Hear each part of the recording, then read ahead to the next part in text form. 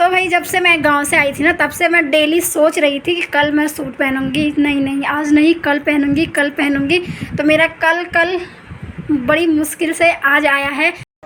खाना बना लिया है, तो दाल चावल भी मेरा बन के तैयार हो चुका है। बाकी हस्बैंड जी भी आ चुके हैं और वो ना सासू जी का कॉल आ रखा है, तो उनसे बात कर रहे हैं। ये रहे दूध के, जो कि 2280 रुपये हैं।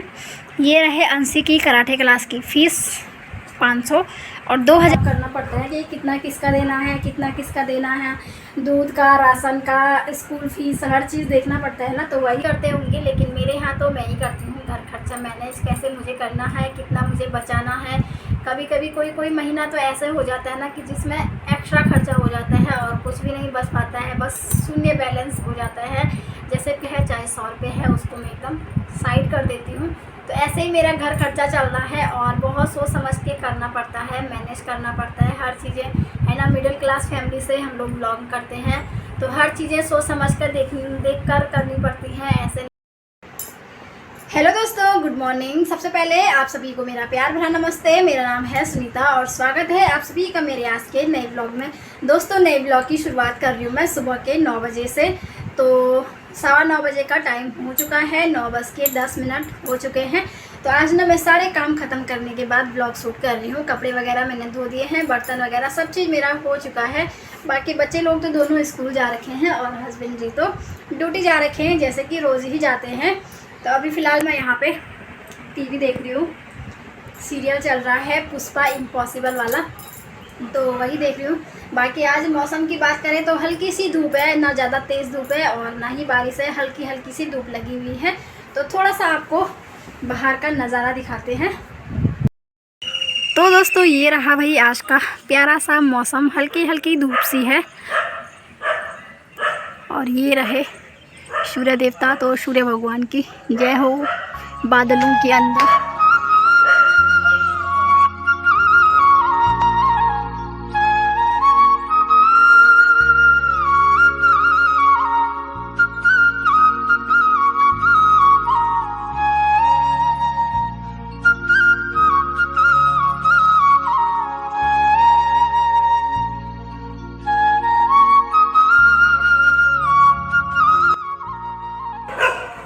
तो मौसम भी आप लोगों को दिखा दिया है, मस्त वाला मौसम हो रखा है, क्योंकि कल थोड़ी सी बारिश हुई थी ना, बारिश के बाद थोड़ा सा मौसम अच्छा रहता है।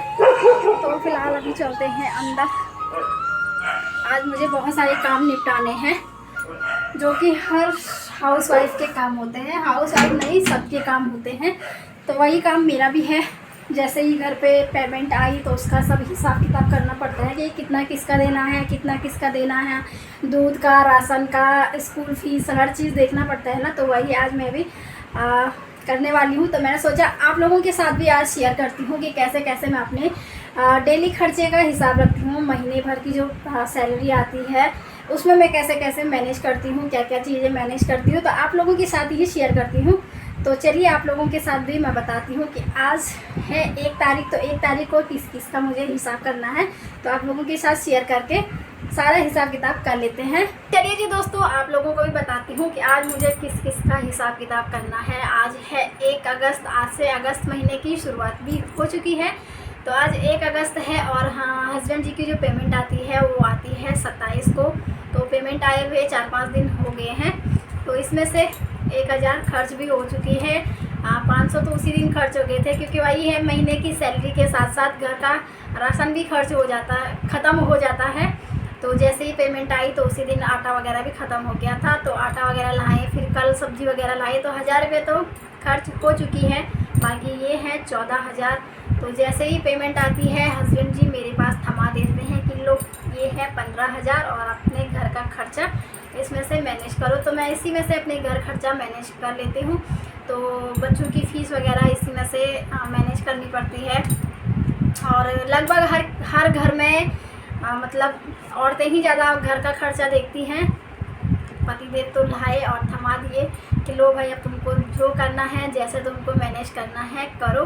कहीं पे तो किसी के यहाँ तो पतिदेव भी करते होंगे, लेकिन मेरे यहाँ तो मैं ही करती हूँ घर खर्चा मैनेज, कैसे मुझे करना है, कितना मुझे बचाना है, कभी कभी कोई कोई महीना तो ऐसे हो जाता है ना कि जिसमें एक्स्ट्रा खर्चा हो जाता है और कुछ भी नहीं बच पाता है, बस शून्य बैलेंस हो जाता है। जैसे पिछले महीने की बात करो तो उसमें दोनों बच्चों की फ़ीस भी जमा करनी थी, स्कूल की भी फ़ीस जमा करनी थी। तो बड़े वाले की तो हस्बैंड जी ने ऑनलाइन कर दी थी, लेकिन छोटे वाले की इसी में से मैंने फ़ीस जमा की थी। तो पिछले महीने की अगर मैं बचत की बात करूँ तो मात्र 100 रुपये मैं बचा पाई हूँ।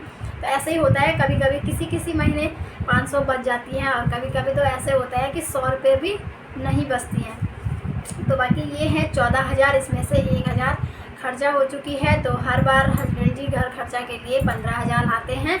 कभी कभी क्या होता है ना कि जैसे जिस महीने कपड़े वगैरह खरीदने होते हैं तो उसमें 2-3 हज़ार एक्स्ट्रा और भी खर्चा हो जाता है। जैसे कि ऑनलाइन दे देते हैं, कहीं पर ऑनलाइन पेमेंट कर देते हैं तो एक्स्ट्रा भी हो जाता है। ऐसा नहीं कि इसी में मैनेज होता होगा, कभी कभी तो 18-19 हज़ार तक खर्चा चला जाता है एक महीने का। तो आज भाई 1 तारीख है, तो आज मुझे दूध का हिसाब भी करना है और अंशी के कराठा क्लास की फ़ीस भी जमा करनी है और राशन जो घर का महीने भर का राशन होता है वो भी आज आने वाला है, हम लोगों ने ऑर्डर कर रखा है। तो उसका भी हिसाब किताब करना है। तो देखते हैं कितना कितना होता है। अभी राशन का तो मुझे नहीं पता है कि कितना पेमेंट है। बाकी दूध का 2,240 दूध का देना है। वैसे 24 तारीख को 1 महीना हो रहा था, तो मैंने भैया से कहा कि आपको मैं 1 तारीख तक का हिसाब दूंगी। फिर ऐसे होता है ना कि हर महीने 1 तारीख को देना होता है, तो फिर अच्छा रहता है, याद भी रहती है। कभी कभी नहीं तो बीच में ऐसा होता है ना कि भूल जाते हैं, तो फिर अच्छा भी नहीं लगता है। भले पैसा तो पूरा देते हैं लेकिन मन में कि वो हो जाती है ना कि अरे यार हम पैसा देना भूल गए थे। तो 1-2 दिन आगे पीछे अगर आगे हो जाता है ना तो मुझे बहुत बेकार लगता है। तो इसीलिए मैंने दूध वाले भैया को कहा कि आपको मैं पूरा 1 तारीख तक का हिसाब करके दूंगी। तो 2,240 या 80 रुपये उनको देना है। बाकी 580 की फ़ीस जमा होगी आज, ये भी मैं साइड कर देती हूँ। और शायद 2-2.5 हज़ार तक का राशन भी होगा। तो ऐसे ही चला जाता है। बाकी जो मैं आज जैसे ये अगस्त का महीना लास्ट रहेगा और जैसे ही अगस्त महीने लास्ट में जो पेमेंट आएगी तो इस महीने के जो बचा रहेगा ना मेरे पास, चाहे 50 रुपये है चाहे 100 रुपये है, उसको मैं एकदम साइड कर देती हूँ। तो ऐसे ही मेरा घर खर्चा चल रहा है और बहुत सोच समझ के करना पड़ता है, मैनेज करना पड़ता है हर चीज़ें, है ना। मिडिल क्लास फैमिली से हम लोग बिलोंग करते हैं तो हर चीज़ें सोच समझ कर देख कर करनी पड़ती हैं, ऐसे नहीं। और मेरी एक आदत है कि मैं दूसरे को देख के कभी नहीं करती हूँ कि उसके पास ये है, वो इतना करता है उतना करता है, मुझे उससे कोई मतलब नहीं रहता है। करती हूँ मैं अपने, ये नहीं कहती कि किसी चीज़ की मैं कमी नहीं करती हूँ, ना अपने लिए ना बच्चों के लिए। और मेरे हस्बैंड भी नहीं चाहते हैं कि किसी चीज़ की कमी हो। अपने हिसाब से हम लोग हर लेवल पे चलते हैं, हर चीज़ें पूरी करते हैं।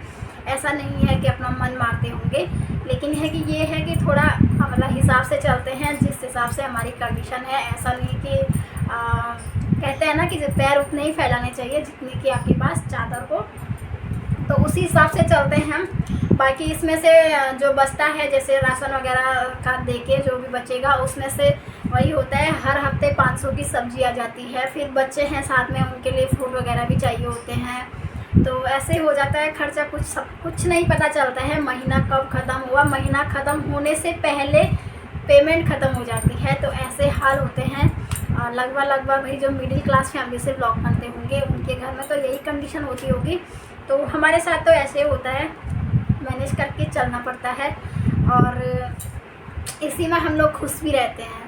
ऐसा नहीं है कि खुश नहीं रहते हैं, हम बहुत खुश रहते हैं। बस कम से कम हम ये तो हैं, इतने खुश नसीब तो हैं कि हमको 3 टाइम की रोटी मिलती है। कोई जिसको देखते हैं कि ये मुश्किल से 1 टाइम का वो खा पाते हैं, 1 रोटी उनको बहुत मुश्किल से मिलती है। तो उनके हिसाब से तो हम लोग ठीक हैं कि हमको 3 टाइम की रोटी नसीब होती है, तो बहुत अच्छी बात है। बाकी यही है, ऐसे ही मैनेज करती हूँ मैं। तो बाकी देखते हैं राशन कब तक आता है। तो आज राशन का और दूध का और अंशे के कराटे क्लास का तो फाइनल हो जाएगा। बाकी उसके बाद डेली घर खर्चे हैं, जैसे साग सब्जी सब में ही खर्चा होता रहता है। तो चलिए जी दोस्तों, यहाँ पे मैंने हिसाब क्लियर कर दिया है। ये रहे दूध के जो कि 2,280 रुपये हैं। ये रहे अंशी की कराटे क्लास की फ़ीस 500 और 2000 मैंने यहाँ पे राशन के लिए निकाले हैं। तो देखते हैं राशन कितने का आएगा। तो फ़िलहाल तो अभी मैंने यहाँ पे 2000 निकाल रखे हैं। तो मेरा आज का हिसाब तो ये बराबर हो गया है, बाकी का तो चलता रहेगा। दोस्तों टाइम भी 9:45 हो चुका है। तो अब बस दाल वाल चढ़ाती हूँ, दाल बॉईल करती हूँ और उसके बाद ना मुझे आज आर्यन को लेने भी जाना पड़ेगा, क्योंकि हस्बैंड जी शायद लेट भी आ सकते हैं और टाइम पे भी आ सकते हैं। तो देखेंगे, बाकी जाना तो मुझे पड़ेगा ही। वो बोले हैं कि तुम आ जाना। वैसे मेरा मूड तो नहीं था जाने का, लेकिन हस्बैंड जी ने बोला है कि मुझे अगर लेट हो गया तो फिर दिक्कत हो जाएगी, तो तुम आ जाना। अगर मैं टाइम पे आ भी जाऊँगा तो कोई बात नहीं, लेकिन तुम भी आ जाना। तो थोड़ी देर में दाल वाल बॉईल करने के बाद निकलते हैं स्कूल के लिए। धूप तो आज हल्की हल्की है, ये तो थोड़ा बहुत गर्मी भी आज कम है, क्योंकि कल बारिश हुई थी ना, तो थोड़ी सी मतलब ठीक ठाक है मौसम, उतना ज़्यादा गर्मी नहीं हो रही है। 2-4 दिन तो इतनी ज़्यादा गर्मी हो रही थी ना कि हालत ख़राब हो गए थे।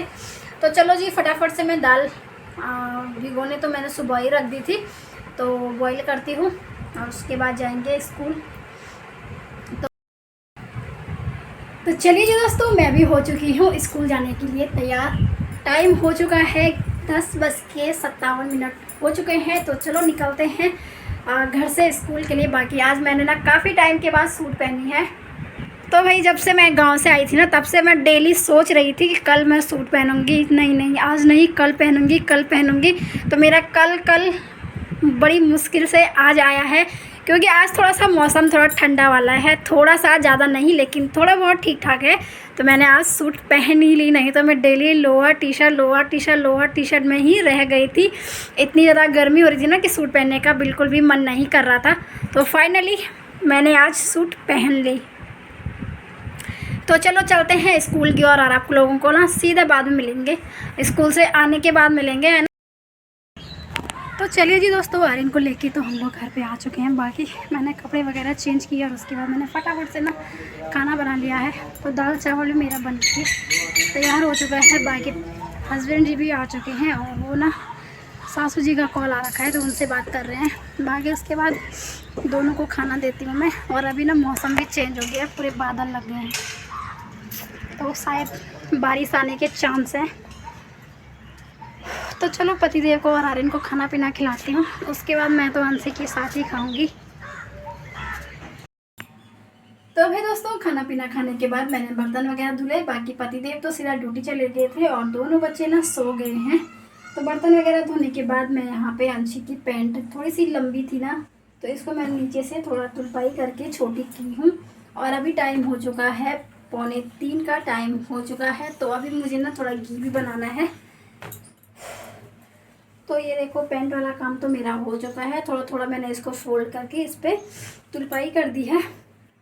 अब किचन में चलते हैं। और मैंने ना जो मलाई स्टोर कर रखी है उसको मैंने फ्रिज से थोड़ी देर पहले बाहर निकाल दिया था, तो मैं फटाफट से घी बनाती हूँ।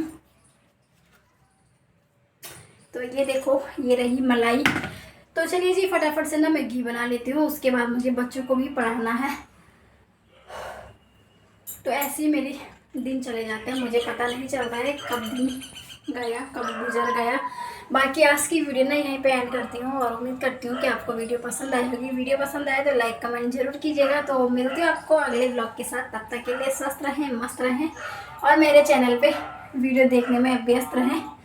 तो फटाफट से घी बनाती हूँ और मिलती हूँ आपको नेक्स्ट ब्लॉग में, तब तक के लिए बाय बाय।